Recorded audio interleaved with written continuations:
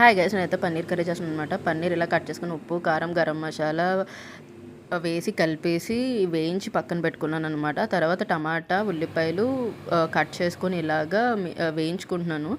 వేయించుకున్న తర్వాత కొంచెం చల్లారాలి, ఎందుకంటే చల్లారకుండా మనం మిక్సీ చేయకూడదు. చల్లారిన తర్వాత పేస్ట్ ఉంటుంది కదా, పేస్ట్ మనం మళ్ళీ ఆయిల్లో వేసుకొని కొంచెం వేగనివ్వాలన్నమాట. కొంచెం వేగిన తర్వాత ఇలాగ వేయించుకుంటూ ఉండాలి. కొంచెం అలాగా వేయించుకుంటూ కొంచెం ఆయిల్ సరిపోకపోతే కొంచెం లైట్గా ఆయిల్ వేసుకోవచ్చు.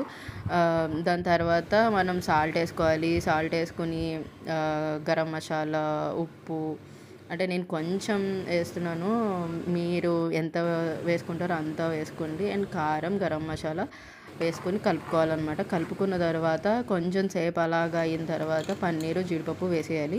పన్నీర్, జీడిపప్పు వేసిన తర్వాత కొంచెం వాటర్ అయితే పోసుకోవాలి. వాటర్ పోసుకొని కాస్త ఒక 10 minutes వదిలేస్తే కర్రీ అయితే రెడీ అయిపోతుంది. మధ్యలో బే లీఫ్ కూడా వేసుకోవచ్చు.